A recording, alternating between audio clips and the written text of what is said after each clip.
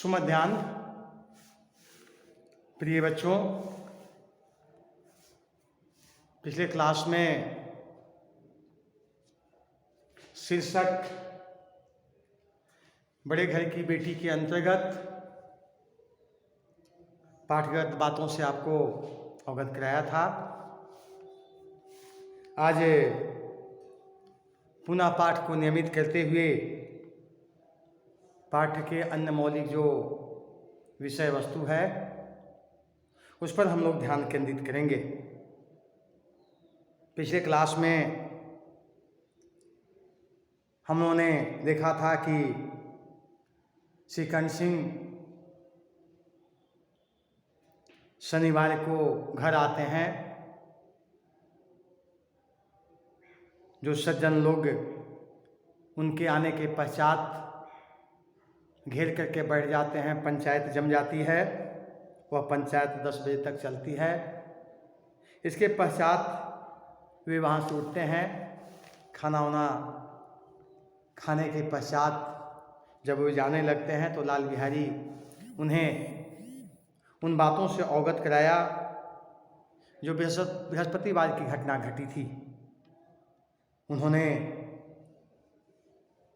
यह भी बताने का प्रयास किया कि वह अपने मैके के आगे हम लोगों को पहचानती भी नहीं है, समझती भी नहीं है, कुछ समझती नहीं है और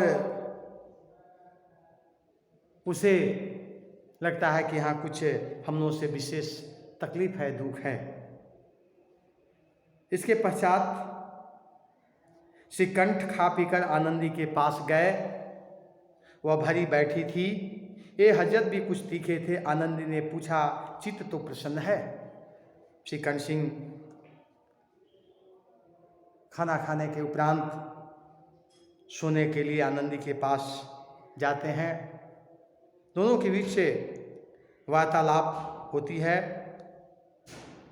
कर्ण सिंह थोड़े तीखे स्वर में उनसे पूछते हैं, चित्त तो प्रसन्न है? आनंदी ने पूछा, चित्त तो प्रसन्न है? श्री कर्ण सिंह बोले, मैं बहुत आनंदित प्रसन्नचित हूँ, लेकिन तुम आजकल घर में क्या उपद्रव मचा रखी हो? इतना सुनने के पश्चात आनंदी की त्योरी चढ़ गई। झुंझलाहट के मारे बदन में ज्वाला सिद्धक उठी। बोली, जिसने तुमसे आग लगाई है उसे पाऊँ तो मुँह झुलस दूँ। वह इस बातों को सुनने के पश्चात वह काफ़ी कुपित हो गई, क्रोधित हो गई, व्यथित हो गई और व्याकुल होकर करके पूरे शरीर में आग लगने जैसी प्रतीत हुई। और उसने उन्हें बताया कि जो यह बात आपको बताई है उससे मैं पाऊँ तो उसके मुंह को हम धर करके जला दूँ। जिस मुंह से उसने इस प्रकार की वक्तव्य दिया है वह वक्तव्य देने वाले को मैं जला सकती हूँ। काफ़ी क्रोधित थी, इसलिए इस प्रकार की बात उसने कही। साथ ही साथ थोड़ी सहलाते हुए उन्होंने कहा, इतनी गर्म क्यों होती है? जो बात है उसको बताने का तुम प्रयास करो। क्या कहूँ, यह मेरे भाग्य का फेर है, नहीं तो एक गंवारा छोकरा जिसको चपरासीगिरी करने का भी शौर नहीं, मुझे खड़ाऊँ से मारकर यूँ अकड़ता। सब हाल साफ साफ कहो तो मालूम हो, मुझे तो कुछ भी पता नहीं। वह अपने पति को बताती है कि मैं भाग्य की मारी हुई हूँ, किस्मत की मारी हुई हूँ। किस मध्यम वर्गीय परिवार में मेरी शादी विवाह हो गई, नहीं तो एक ऐसा ग्रामीण परिवेश के रहने वाला देहाती जिसको पढ़ाई लिखाई से कोई मतलब नहीं है, अगर कहीं पर काम में लगा दिया जाए तो चपरासी गिरी भी ठीक से नहीं कर सकता है। वह मुझे खड़ाऊँ से मार कर करके और अपने पक्ष में आपको लाने का जो प्रयत्न प्रयास किया है, इससे मैं काफ़ी दुखित हूँ। मेरे यह भाग्य नसीब का फेरा है कि मैं ऐसे चक्कर में आकर के पड़ गई। इसके पश्चात निश्चित रूप से श्री कर्ण सिंह को थोड़ी आघात लगी। सहानुभूति के साथ उसने पूछा, क्या बात है? साफ साफ बताओ तो मालूम हो, मुझे इस संदर्भ की कोई जानकारी बिल्कुल नहीं है। उसने क्या बताया? परसों तुम्हारे लाडले भाई ने मुझसे मांस पकाने को कहा। घी हांडी में पाव भर से अधिक न था, वह सब मैंने मांस में डाल दिया। जब खाने बैठा तो कहने लगा दाल में घी क्यों नहीं है। बस इसी पर वो मेरे मैके के भला बुरा कहने लगा। मुझसे रहा न गया, मैंने कहा इतना घी तो नाई का हार खा जाते हैं और किसी को जान भी नहीं पड़ती। बस इतनी सी बात पर उस अन्यायी ने मुझ पर खड़ाऊ फेंक मारी। यदि हाथ से न रोक लेती तो सिर फट जाता। उसी से पूछो मैंने जो कुछ कहा है वह सच है या झूठ। वास्तव में जो यथार्थ बातें थी आनंदी ने श्रीकंठ सिंह को बताई। कहा कि तुम्हारा लाडला जो भाई है, छोटा प्यारा भाई है, वह 2 चिड़ियाँ मार करके लाया था। मैं खाना बना करके उसकी प्रतीक्षा ही कर रही थी कि वह चिड़िया को लाया। कहा जल्दी से पका दो। हांडी में मात्र पाव भर घी थी।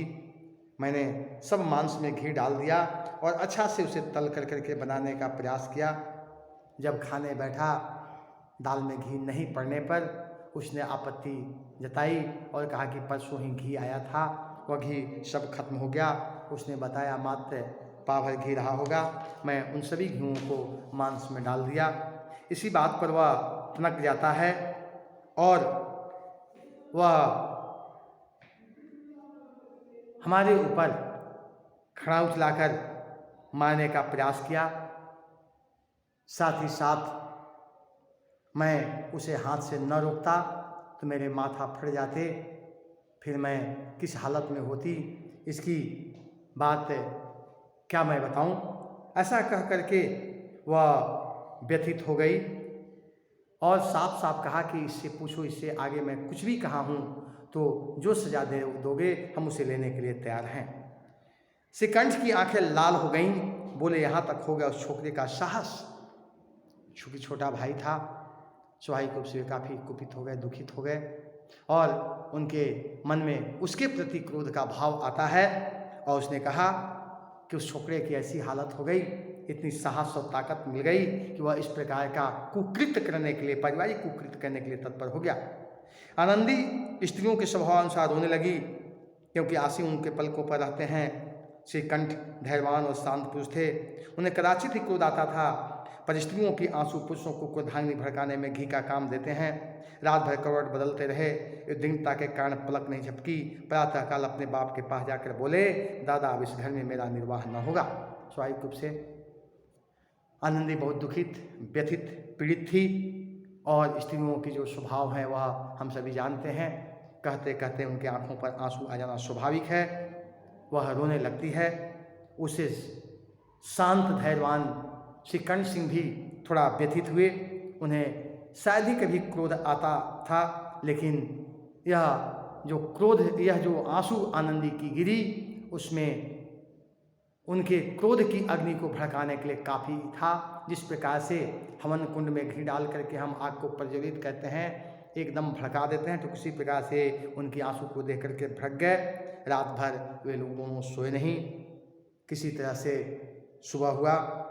रात्रि विश्राम के पश्चात अपने पिताजी के पास जाते हैं और उन्हें बताते हैं कि दादा आया है बेनी माधव सिंह, श्रीकंठ सिंह के पिता के बारे में, कि मेरा अब इस घर में निर्वाह गुजर न होगा।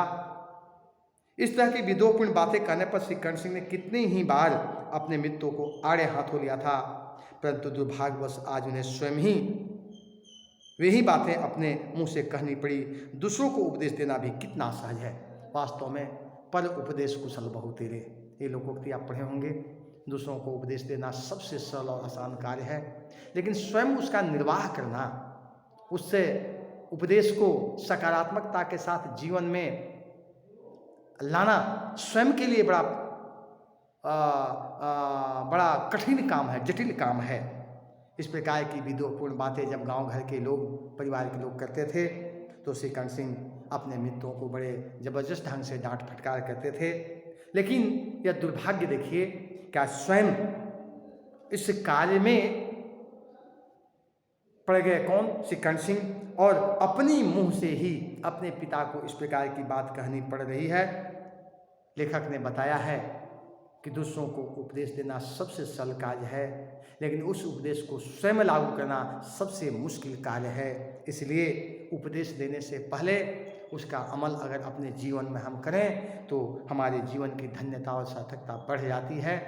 हमें यह बताने का लेखक प्रयास किया है किस प्रकार की क्रियाओं को यदि हम करते हैं तो हमारे जीवन में निश्चित रूप से उत्कृष्ट विचार आते हैं। स्वाभाविक रूप से इन बातों को यहाँ पर रेखांकित किया, बताया गया, समझाया गया। इसलिए उपदेश देने से पूर्व उपदेश का पालन करने की सामर्थ्य, शक्ति, बल को भी रखने का प्रयास करना चाहिए, जिससे लोगों के लिए हम एक अनुपम आदर्श उदाहरण बन सकें। तो आज के लिए इतना ही, फिर अगली क्लास में हम इसको नियमित करेंगे। आपको बहुत बहुत धन्यवाद।